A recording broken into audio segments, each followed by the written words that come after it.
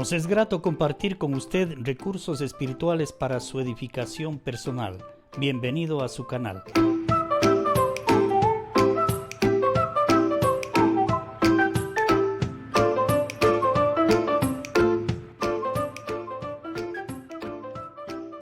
En el Evangelio según San Juan, en el capítulo 2, los versículos del 13 al 22, estaba cerca la Pascua de los judíos, y subió Jesús a Jerusalén, y halló en el templo a los que vendían bueyes, ovejas y palomas, y a los cambistas allí sentados, y haciendo un azote de cuerdas, echó fuera del templo a todos, y las ovejas y los bueyes, y esparció las monedas de los cambistas y volcó las mesas.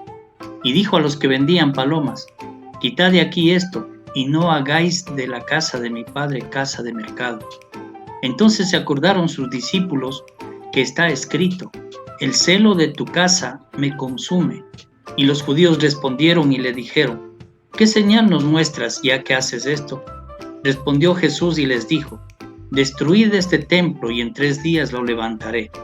Dijeron luego los judíos: en 46 años fue edificado este templo, y tú en 3 días lo levantarás. Mas él hablaba del templo de su cuerpo. Por tanto, cuando resucitó de entre los muertos, sus discípulos se acordaron que había dicho esto, y creyeron la Escritura y la palabra que Jesús había dicho. Un momento importante en la vida de Jesús, y aquí es utilizado para poder corregir un error que el pueblo hebreo había cometido. Resulta que para los sacrificios, según la ley de Moisés, los hebreos debían tener una gran dedicación para poder criar, y que los animalitos que vayan a hacer el sacrificio ofrecido en el templo en Jerusalén debían ser sin defecto. Y los sacrificios más o menos estaban establecidos de la siguiente manera. Para las personas de escasos recursos económicos debían criar y dedicarse a criarles y cuidarles a los palominos. Para personas de medianos recursos económicos debían cuidar y criar un cordero. Para personas ricas o de buena posición económica debían cuidar un becerro. Y con ello debían presentarse en Jerusalén, en el templo, ante el sacerdote, para que el sacerdote examine que el animal no tenga ningún defecto, y entonces estaba idóneo para hacer el sacrificio. Pero Jesús se encuentra con una gran novedad, y la novedad es la siguiente: que en vez de que los hebreos se dediquen a criar los animalitos, a cuidarlos, que esto ya constituía una parte de la adoración del hebreo, más bien ahora lo que se encuentran es comprando en la puerta o en los alrededores del templo los animales. Es decir, ya no había aquí ninguna dedicación, ya no había ningún esfuerzo, llamémosle con un término un poco más profundo, ya no había ningún sacrificio de parte del hebreo para criar a los animales. Entonces la comodidad, la facilidad era ir al templo y comprar. Le ofrecían en ese momento, en ese instante, un animal para el sacrificio. Esto indignó a Jesús, porque esto no fue la voluntad del Padre. Y entonces dice las Escrituras, Jesús hizo un azote de cuerdas, echó, dice, del templo a todos los que estaban ahí, incluidos los animales, esparció las monedas de los cambistas y volcó las mesas. Es una expresión de indignación de Jesús.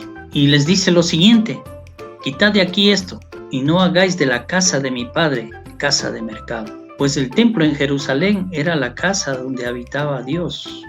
En el lugar santísimo específicamente, Jesús lo que dice es: no puede la casa de Dios transformarse en un mercado. Y los discípulos se acuerdan de unas palabras que están en el Antiguo Testamento, cuando dice: el celo de tu casa me consume. Esto está en el Salmo 69:9.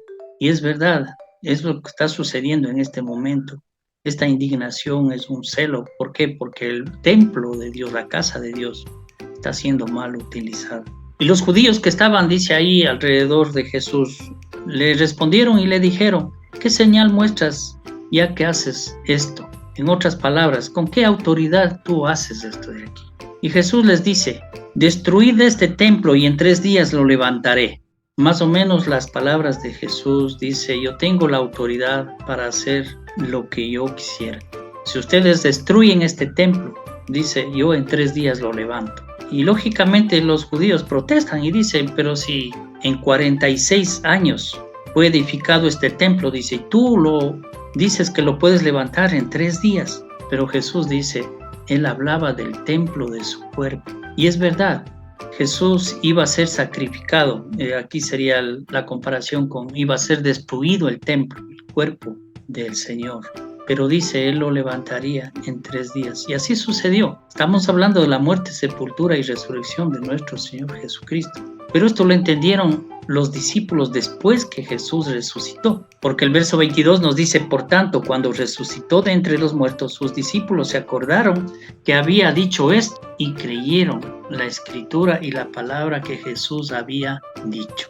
¿Qué es lo que sobresale en este pasaje? Que Jesús revela algo grandioso. El verdadero templo de adoración es el cuerpo. La pregunta, entonces el edificio no es el templo. Y la respuesta es, en el Antiguo Testamento sí, en el Nuevo Testamento no. Porque en el Nuevo Testamento nos dice que el templo es el cuerpo del creyente, donde habita Dios por medio del Espíritu Santo. Si nos vamos a 1 de Corintios capítulo 6, versos 19 y 20, nos dice lo siguiente: ¿O ignoráis que vuestro cuerpo es templo del Espíritu Santo, el cual está en vosotros, el cual tenéis de Dios y que no sois vuestros? Porque habéis sido comprados por precio. Glorificad pues a Dios en vuestro cuerpo y en vuestro espíritu, los cuales son de Dios. Enseñanza del apóstol Pablo a la iglesia en Corinto, que el verdadero templo es el cuerpo del creyente. Dios puso en cada persona todo lo necesario para poder alcanzar una verdadera adoración. Estamos hablando, número 1, cómo limpiar nuestro cuerpo para que sea el templo de Dios. Y número 2, cómo obtener el Espíritu Santo de Dios. Pues las dos cosas son simultáneas y no dependen de nosotros, dependen de Dios. Lógicamente, en nuestro acercamiento y tratando de hacer la voluntad de Dios, nosotros debemos hacer la parte que nos corresponde. Pero quien hace todo lo demás es Dios por medio de Jesucristo, su Hijo, y del Espíritu Santo. El apóstol Pedro, en Hechos capítulo 2, verso 38, dice: Pedro les dijo, arrepentíos y bautícese cada uno de vosotros en el nombre de Jesucristo para perdón de los pecados y recibiréis el don del Espíritu Santo. En el bautismo bíblico la persona recibe el perdón de sus pecados. Podríamos decir, limpia su alma, su conciencia y recibe el Espíritu Santo de Dios. A partir de ahí podemos hablar de una vida nueva, espiritual. En Gálatas capítulo 5 versos 22 y 23 dice: mas el fruto del Espíritu es amor, gozo, paz, paciencia, benignidad, bondad, fe, mansedumbre, templanza. Contra tales cosas no hay ley. La invitación es: no deje pasar más tiempo para que su vida sea transformada, empiece una vida conforme a la voluntad de Dios, pues esta es obra del Espíritu Santo. Así alcanzaremos una verdadera adoración